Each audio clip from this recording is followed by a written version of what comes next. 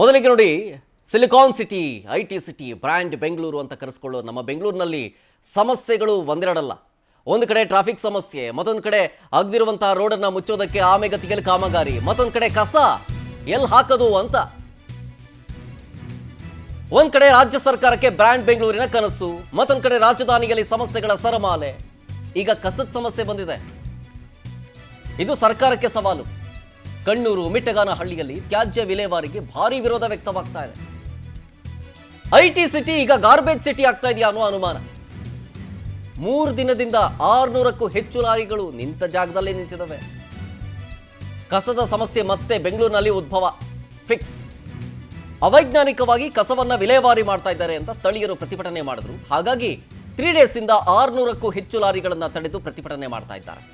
ಸ್ಥಳೀಯ ಮುಖಂಡರ ಜೊತೆಗೆ ಬಿಬಿಎಂಪಿ ಮಾತುಕತೆಯನ್ನು ಕೂಡ ನಡೆಸಿದೆ ಈಗಾಗಲೇ. ಆದರೆ ಇಲ್ಲಿ ತನಕವೂ ಕೂಡ ಕಸದ ಸಮಸ್ಯೆಗೆ ಸ್ಪಷ್ಟ ಪರಿಹಾರ ಮಾತ್ರ ಸಿಕ್ಕಿಲ್ಲ. ಇದು ನಮ್ಮ ಬ್ರ್ಯಾಂಡ್ ಬೆಂಗಳೂರು ಅಂತ ಕರೆಸ್ಕೊಳ್ಳೋ ಐಟಿ ಸಿಟಿಯ ವ್ಯವಸ್ಥೆ. ಸಮಸ್ಯೆಗಳ ಸುಳಿಯಲ್ಲಿ ನಾವು ಸಿಕ್ಕಾಕೊಂಡ್ಬಿಟ್ಟಿದ್ದೀವಿ.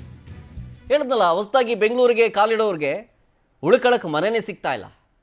ಇನ್ನು ಹಾಕಕ್ಕೆ ಕಸ ಹಾಕೋದಕ್ಕೆ ಜಾಗ ಎಲ್ಲಿಂದ ಸಿಗುತ್ತೆ? ಎಲ್ಲೆಂದರಲ್ಲಿ ಕಸ ವಿಲೇವಾರಿ ಮಾಡ್ತಾ ಇದ್ದಾರೆ ಇವರು ಅಂತ ಹೇಳಿ ಸ್ಥಳೀಯರು ಆರೋಪ ಮಾಡಿ ಆಕ್ರೋಶವನ್ನು ಹೊರಹಾಕಿ ಲಾರಿಗಳನ್ನು ತಡೆ ಹಿಡಿದಿದ್ರು. ಈಗ ಸರ್ಕಾರಕ್ಕೇನು ಸವಾಲು? ಈ ಕಸನ ಎಲ್ಲಿ ಹಾಕೋದು ಅಂತ. ಆಮೇಲೆ ಡೇ ಬೈ ಡೇ ಬೆಂಗಳೂರು ಬೆಳೀತಾ ಹೋಗ್ತಾ ಇದೆ. ಅದೆಲ್ಲೋ ಹೊರವಲಯದಲ್ಲಿ ಹಾಕೋಣ ಅಂತ ಪ್ಲಾನ್ ಇಟ್ಕೊಂಡ್ರೆ ಹೊರವಲಯನೂ ಕೂಡ ಅಭಿವೃದ್ಧಿ ಆಗ್ತಾ ಇದೆ. ಈಗ ಕೇಳಂಗಿಲ್ಲ, ಅಲ್ಲಿ ಲೇಔಟ್ಗಳು ತಲೆ ಎತ್ತಿದ್ದಾವೆ. ಬೆಂಗಳೂರು ದೊಡ್ಡದಾಗ್ತಾ ಇದೆ. ಈಗ ಕಸ ಎಲ್ಲಿ ಹಾಕೋದು ಅನ್ನೋ ಸಮಸ್ಯೆ. ಇದಕ್ಕೆ ಸಂಬಂಧಪಟ್ಟಂತೆ ಜನ ತಮ್ಮ ಆಕ್ರೋಶವನ್ನು ಹೊರಹಾಕ್ತಾ ಇದ್ದಾರೆ. ಕಸ ಎಲ್ಲ ಹಾಕ್ತೀರಿ ಹಿಂಗೆ ಹೋಗ್ತಾ ಇದ್ರೆ ಅಂತ. ಯಾರ್ಯಾರು ಏನೇನು ಅಂದಿದ್ದಾರೆ ಬನ್ನಿ ನೋಡೋಣ.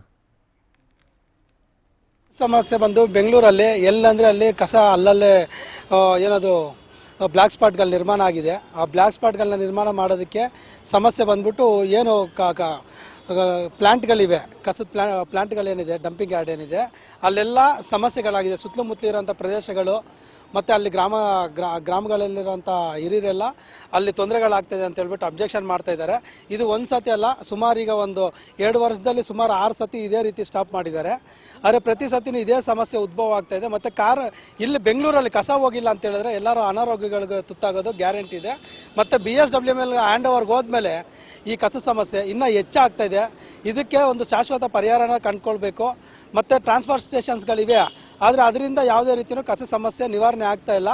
ಆದ್ದರಿಂದ ಇದಕ್ಕೆ ಶಾಶ್ವತವಂತ ಪರಿಹಾರನ ಕಂಡುಕೊಂಡು ಏನು ಇವತ್ತು ಪ್ಲ್ಯಾಂಟ್ಗಳಲ್ಲಿ ಆಗ್ತಾರಂಥ ತೊಂದರೆಗಳು ಇನ್ನು ಮತ್ತೆ ಮುಂದಿನ ದಿನಗಳು ಬರದಂತೆ ನೋಡಿಕೊಂಡು ಪ್ರತಿನಿತ್ಯ ಕಸ ಸರಾಗವಾಗಿ ಹೊರ ಪ್ರದೇಶಗಳಿಗೆ ಹೋಗೋ ರೀತಿಯಲ್ಲಿ ನೋಡ್ಕೋಬೇಕಾಗುತ್ತೆ ಸರ್. ಕಸ ಅಲ್ಲಿ ಇನ್ನು ಈ ಸಮಸ್ಯೆ ಬಗ್ಗೆ ಬಿಬಿಎಂಪಿ ಮುಖ್ಯ ಅಭಿಯಂತರರಾದ ಲೋಕೇಶ್ ಅವರು ಏನೇನಂದ್ರು ಬನ್ನಿ ನೋಡೋಣ. ಈ ಯಾವುದೇ ಥರದ ಮಾಲಿನ್ಯಕ್ಕೆ ನಾವು ಎಡೆ ಮಾಡಿಕೊಂಡು ಕೆಲಸ ಮಾಡ್ತಾ ಇಲ್ಲ.